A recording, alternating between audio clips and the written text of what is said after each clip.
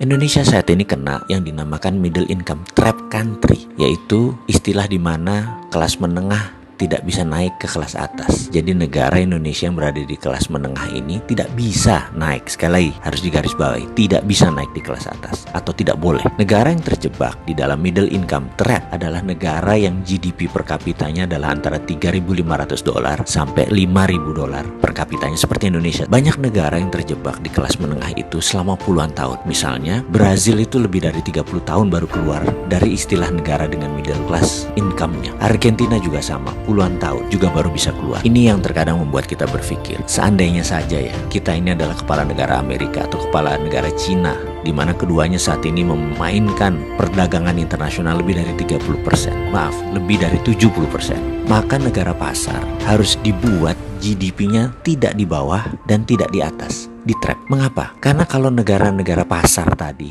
income-nya naik, maka negara tersebut harus menjadi negara produsen, dan ini malah menjadi kompetitor negara besar. Nggak boleh. Jadi nggak boleh negara tersebut jadi produsen. Kalau negara tersebut miskin, misalnya GDP-nya di bawah 1.000 per kapita, mereka nggak mampu beli barang Cina dan beli barang Amerika, dan kedua negara itu nggak mau membuat negara tersebut miskin. Makanya negara-negara market harus dijebak di tengah. Cara trapnya bagaimana dan mengapa harus di trap atau dijebak? Biasanya negara yang berpenduduk besar yang dijebak di tengah oleh negara kapitalis. Caranya dengan jangan jadikan mereka negara produsen dan manufaktur. Kedua, jangan jadikan mereka swasembada pangan. Terakhir, jangan mereka bisa mengendalikan energi. Ada sebuah perkataan dari Menteri Luar Negeri Amerika dulu namanya Henry Kissinger. You control the food, you control the people. You control energy, you control the country. Kalau mau mengendalikan rakyat, kendalikan pangan mereka. Kalau mau mengendalikan sebuah negara, kendalikan energi mereka, minyak bumi mereka. Kita kasih contoh sederhana negara Venezuela yang baru-baru ini.